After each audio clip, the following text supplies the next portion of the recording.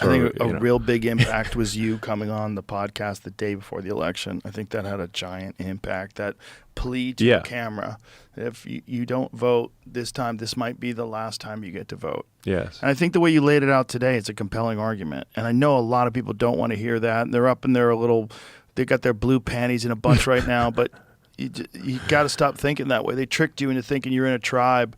They don't give a fuck about you. The tribe's not real. You're not really in a tribe. They're using the fact that they've got you in a tribe to manipulate you so that they can keep doing what they're doing right now, which is siphoning off money, having incredible power. And the more power and more money and more control over you they have, the better they can keep doing this. And that's what they want. Yeah, that's exactly right. Yeah. And that's the big threat that this administration poses. That's a big threat that was essentially Doge has found the coffin where the vampire sleeps. Yeah, there's a lot of vampires. Yeah, I mean, but we're disturbing the nest. The nest, yeah. Yeah. We're kicking the hornet's nest. Yeah, like big time. And I mean, we're reprogramming the matrix.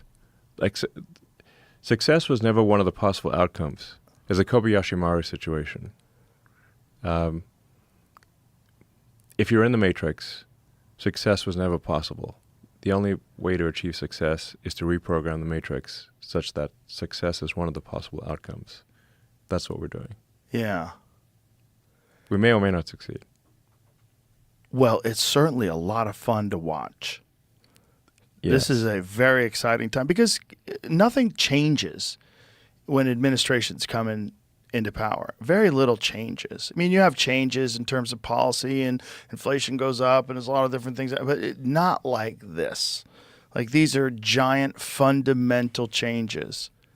And, you see the system screeching and wailing and you see the vampires run from the light, but it's very exciting.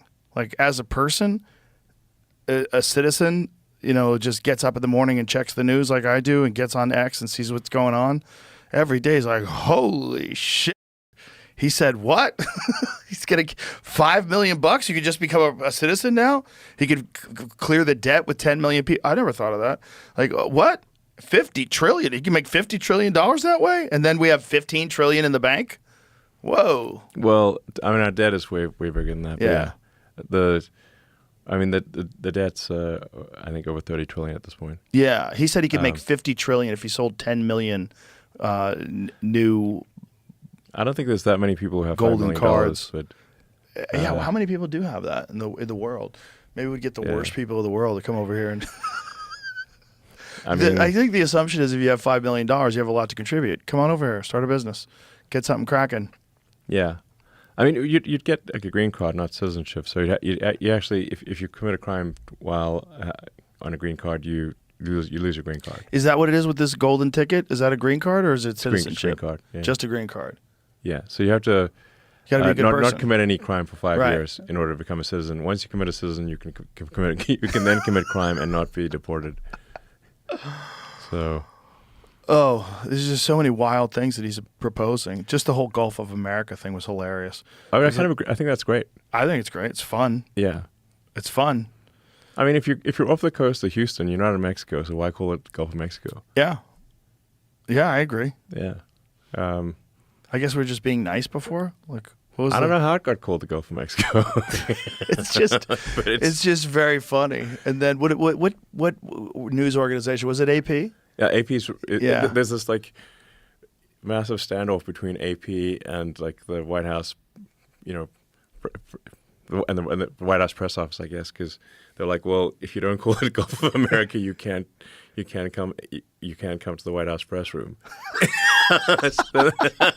So then the AP's like sued the White House to say like, no, you have to let us come to the White House press room, and then they lost their lawsuit because there's not like they don't have a right to show up at the press room. Well, here's a consideration: if you're guilty of massive amounts of misinformation and disinformation as a part of a propaganda campaign, which a lot of them have been. That's what AP is. Well, a lot of them are guilty of it. Yeah, a lot of the people that are in that White House press conference, a lot of the organizations they work for, distributed absolute lies. Total lies. How many of them during the whole Russiagate thing? Yes. How many? I mean, just that alone. A ton of people think that the Russia thing was real. Yeah.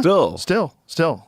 And it was. I mean, the whole Steele dossier, where it was like completely concocted, like fabricated from nothing. Funded by the Clinton campaign. Correct. Funded. Yeah. The Clinton campaign funded a fake conspiracy theory, a fake Russia collusion hoax regarding Trump that was completely false. And they reiterated it on television for 3 fucking years. Yes. Yeah. They also repeated the fine people hoax. Yeah. That said that Trump called Nazis neo-Nazis fine people. Right. Which is demonstrably false. If you just listen to his speech, he absolutely makes it clear that he does not think neo-Nazis are fine people. He literally said that. I'm not talking about neo-Nazis or white nationalists. They should be condemned totally. Exactly. In that speech, and yet they repeated that lie. And I just completely lost respect for Obama when he repeated that lie a few days before the election, knowing it's false. Well, this just shows how desperate they were to keep Trump out, which is wild. They would do anything. Yeah. Yeah. And I think they just felt like this is a tool that we have, and let's use it. Yeah. Let's just say whatever the fuck we have, we'll say anything. Yeah, now they're using the Nazi thing on me, obviously. Yeah.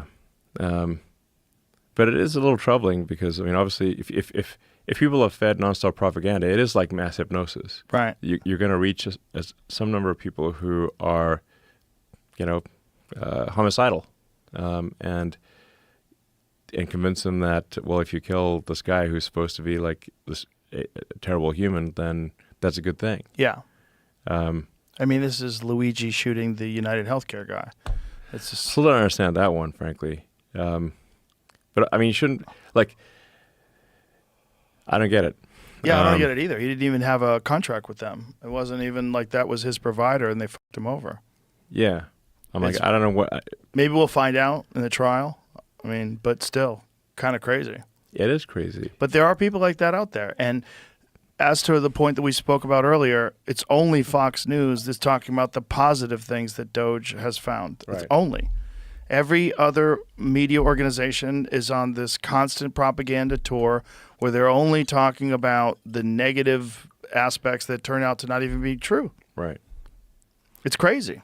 Yeah, I mean, Scott Jennings on CNN is good. Yeah. He's like, oh, my God. He's great. He's great. It's like just funny watching him speak logically to these people, and they freak out. Yes. It's remarkable. It is. And he's so calm when he does it. Yeah. He's so good. And it's crazy that they keep letting him do it because it's like he's just dunking on these people over and over and over again, and they never score. It's kind of funny. Totally.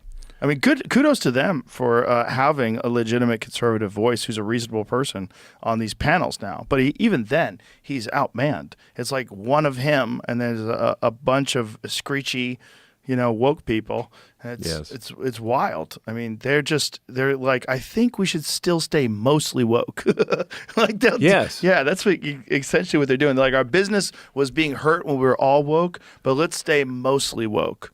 Yeah, that way they just backed it off a notch. Just a notch. A notch. But the problem is when you back it off a notch and you let someone like Scott Jennings in, you're f***ing up your whole business because all the viral clips are all him saying logical, reasonable things with a calm tone and people screeching about diversity and equity and and horseshit. Yes. Yeah. He's like being logical and reasonable, and they're just lobbing a bunch of non sequiturs that don't mean anything.